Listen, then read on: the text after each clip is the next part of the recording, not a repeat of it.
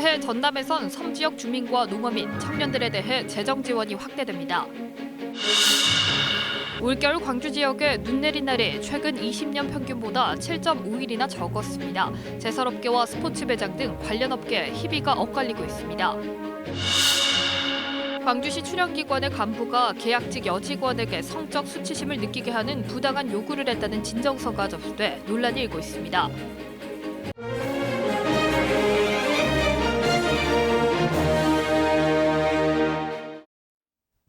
이어서 목포입니다. 2020년 전남에선 섬 주민들의 여객선 요금 지원이 늘어나고 전국 최초로 농어민 공익수당이 지급되는 등 재정적 지원이 확대되는데요. 2020년 전남에서 새롭게 달라지는 것들을 김혜린 기자가 알려드립니다. 전남에서는 도민들에 대한 재정적 지원이 눈에 띄는 변화입니다. 도민이 체감할 수 있는 실질적인 혜택을 주자는 겁니다. 우선 도서민들의 여객선과 차량 운임 비용 지원 사업이 확대됩니다. 여객선 요금이 8,340원 이하인 경우 지원금이 20%에서 50%로 확대되고 차를 배에 싣고 갈 경우 발생하는 차량 운임 비용 또한 5톤 미만 화물차에 한해 같은 비율로 확대됩니다. 여객선 운임 또한 육지의 일반 대중교통보다도 매우 비싼 편입니다. 이와 같은 교통환경 여건을 저희들이 개선하고자 청년들에 대한 재정적 혜택도 늘어납니다. 전남도가 올해부터 처음으로 고교 졸업생들이 취업과 학습을 병행할 수 있도록 지원하는 조기 취업형 계약학과 사업의 등록금을 지원합니다. 또 청년 희망 디딤돌 통장 대상자도 늘어납니다. 저소득 근로청년의 자산 형성을 돕기 위해 도와 시군 청년이 함께 적립하는 청년희망 디딤돌 통장 대상자가 기존 2,000명에서 2,500명으로 확대됩니다. 농민들 또한 전국에서 최초로 농어민 공익수당을 받게 됩니다. 연 60만 원씩 5월과 10월 두 차례에 걸쳐 지역화폐로 지급되며 농업 외 소득이 3,700만 원 이상이면 대상에서 제외됩니다. 지난해까지 아동 1인당 2만 원씩 지원한 어린이집의 학부모 부담 차액 보육료도 오는 3월부터 전액 도비로 지원됩니다. 노인복지를 위한 기초연금 지원 대상도 소득 하위 20%에서 40%로 확대됩니다. KBS 뉴스 김혜린입니다. 전남의 교통사고 사망자 수가 300명 아래로 떨어졌습니다. 전라남도가 집계한 자료를 보면 지난해 교통사고 사망자 수는 292명으로 1977년 이후 처음으로 사망자 수가 200명대로 줄었습니다. 전라남도는 2022년까지 5년 동안 교통사고 사망자 수 절반 줄이기 시책을 중점 추진하면서 2017년 387명의 사망자 수를 185명까지 줄이는 목표를 세우고 관련 시책을 추진하고 있습니다. 올해 겨울은 눈 대신 비가 많이 내리고 기온도 높습니다. 오늘 광주와 전남 지역 시군에선 관측 이래 1월 낮 최고 기온을 기록하기도 했습니다. 눈 없는 겨울이 계속되면서 이른바 한철 장사를 하는 업계는 말 그대로 울상입니다. 보도에 손준수 기자입니다. 스케이트장 빙판에 건물이 비칠 정도로 빗물이 고여 있습니다. 문 닫은 매표소와 쌓여있는 헬멧들. 겨울방학이면 발 디딜 틈이 없지만 잇따른 겨울비와 따뜻한 날씨로 스케이트장은 개점 휴업 상태입니다. 온화한 날씨 덕에 시설 재배 농가들은 연료비 부담을 덜었지만 마냥 반갑진 않습니다. 흐린 날이 많아 일부 작물의 경우 생육이 부진하기 때문입니다. 심은 지 한 달 정도 된 멜론입니다. 평소 같으면 지금 180cm 이상 자랐어야 되지만 날씨가 따뜻해져서 성장 속도가 늦어지고 있습니다. 날씨가 따뜻해지면 햇빛 투과량이 적거든요. 멜론이 광합성 장육, 햇빛을 받아야 광합성 장육을 할 수 있으면서 뿌리에 영양분을 빨아들여야 되는데 그렇지 못하기 때문에 어렵다는 얘기죠. 오늘 광주와 전남 지역 곳곳에서는 관측 이래 1월 최고 기온을 기록했습니다. 영암이 10.6도로 가장 높았으며 장흥 19.6도, 완도 19.5도, 광주 17.7도로 대부분 지역이 17도를 웃돌았습니다. 최근 포근하고 눈이 없었던 이유는 남쪽 고기압의 발달로 북서쪽에 위치한 대륙 고기압이 우리나라 쪽으로 확장하지 못하면서 기압골이 주기적으로 통과했기 때문에 눈보다는 비가 주로 내렸습니다. 광주지방기상청은 내일 오전 비가 그친 뒤 북서쪽에서 찬바람이 강하게 불면서 쌀쌀한 날씨가 이어지겠다고 예보했습니다. KBS 뉴스 손주수입니다.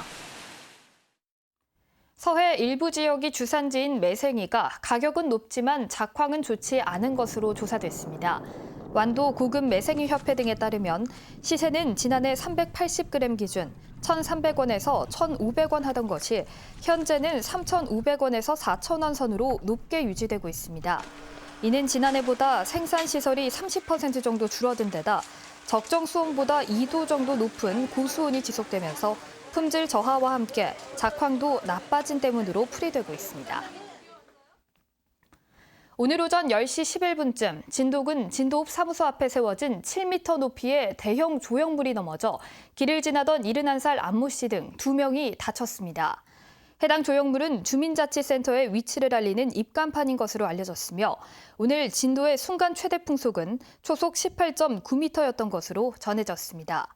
경찰은 20여 년 전 설치된 해당 조형물이 거센 바람을 이기지 못하고 넘어진 것으로 보고 담당 공무원을 상대로 조형물 관리를 소홀히 하지 않았는지 등을 조사할 예정입니다. 광주시 출연기관인 광주복지재단의 한 간부가 계약직 여직원에게 성적인 요구를 했다는 진정서가 접수돼 물의를 빚고 있습니다.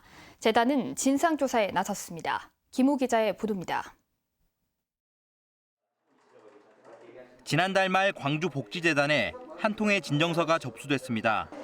A4 용지 5장 분량의 진정서에는 재단의 한 고위 간부가 제주도에서 성적인 요구를 했다는 취지의 주장이 담겼습니다. 진정인은 지난해 광주복지재단에서 계약직으로 일했던 A씨, 가해자로 지목된 B씨 역시 같은 재단이 운영하는 노인타운 한 곳의 고위 간부입니다. A씨는 진정서에서 지난해 11월 제주도에 개인 일정으로 갔는데 B씨가 찾아와 대신 숙소를 예약해줬지만 방을 2개 잡았다는 이유로 화를 냈다고 주장했습니다. 방 하나를 함께 쓰자고 요구했다는 겁니다. A씨는 대학원 선배이기도 한 B씨가 과거에도 자신에게 비슷한 행동을 한 적이 있다며 재단의 조치를 촉구했습니다. 진정서를 접수한 광주복지재단은 진상조사에 나섰습니다. 내부 전문가를 참여시켜서 진상조사위원회를 구성하고자 합니다. 그래서 그 적법한 절차에 따라서 행정적으로 처리하고자 합니다. 이에 대해 B씨는 명확한 사실관계를 밝히지 않은 채 모든 것이 나의 의지와는 다른 방향으로 흘러가고 있다며 억울하다는 입장을 취재팀에 밝혀왔습니다. 재단은 이르면 이번 주에 진상조사에 대한 결론을 낼 예정입니다. KBS 뉴스 김호입니다. 다음은 희망 2020 나눔 캠페인에 성금을 보내주신 분들입니다.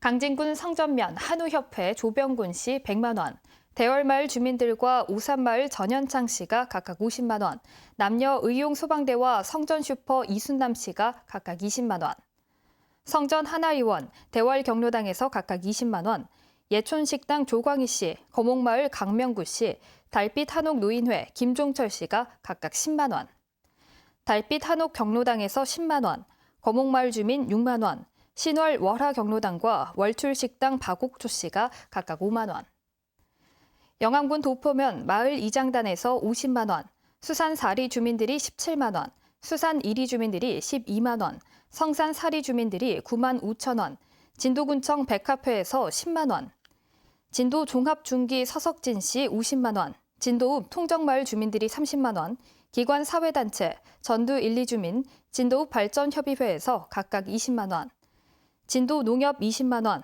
바르게 살기 진도군 협의회 설정현 씨, 진도읍 행정복지센터 이재권 씨, 새마을금고 이창배 씨, 당동마을 주민들이 각각 10만 원, 통정마을 이행자 김양덕 씨, 전두 1, 2 장재우 정병진 씨, 전두 1, 2 정재식 씨, 장영우 씨, 소포마을 최범은 씨가 각각 10만 원, 염장마을 주민 진도군 산림조합 대웅중기 이성보 씨, 광명페인트 김경호 씨, 옥주전력 정낙원 씨가 각각 10만 원을 기탁하셨습니다. 성금을 보내주신 분들께 감사드립니다. 목포시 원산동 행정복지센터에 익명의 민원인이 폐지를 줍는 저소득 어르신을 도와달라며 후원금 100만 원을 기탁했습니다. 이 민원인은 또 추워진 날씨에 홀로 계시는 어르신들에게 떡국 한 그릇에 작은 따뜻함이라도 전해질 수 있기를 소망한다는 편지도 남겼습니다. 원산동은 기부자의 뜻에 따라 폐지를 주어 생활을 이어나가는 저소득 어르신 5가구에 각각 20만 원씩 전달했습니다. 행정안전부의 조건부 승인을 받은 전남관광재단이 광주관광재단과는 별도로 독자 설립해 운영될 전망입니다. 전라남도는 행안부가 최근 광주관광재단과의 통합 운영 검토를 전제로 조건부 설립을 승인했지만 광주시와 협의 결과 현실적으로 통합 운영이 어려운 것을 보고 독자 설립 운영으로 최종 결정했다고 밝혔습니다. 전라남도는 그러나 광주 전남재단과 공동 추진이 가능한 사업 등은 협업을 통해 만들어가겠다고 덧붙였습니다. 전라남도는 다음 달 전남 관광재단 출연 동의안을 도의회에 상정하고 올 상반기 안에 재단을 출범할 예정입니다. 전라남도가 올해 대표 축제 10개를 선정했습니다. 전남 서부권에서는 목포 항구축제와 무안 연꽃축제 등 3개가 포함됐고 동부권에서는 여수 거북선 축제 등 모두 2개, 중부권에서는 한평 국향대전 등 5개가 선정됐습니다. 전라남도는 축제 콘텐츠와 축제 효과 등을 종합적으로 고려해 선정했다면서 지속 발전 가능한 축제를 위해 행정적 지원을 펼칠 예정입니다. 지난 한 해 동안 목포와 신안에서 발생한 화재 건수가 200건이 넘는 것으로 나타났습니다. 목포 소방서가 발표한 2019년 화재 발생 현황 자료를 보면 관할 지역인 목포와 신안에서 모두 210건의 화재가 발생했고 이 가운데 2명이 사망하고 11명이 부상을 입은 것으로 집계됐습니다. 화재 원인으로는 인적 부조의가 57%로 가장 많았고 재산 피해는 모두 11억 원으로 나타났습니다. 목포였습니다.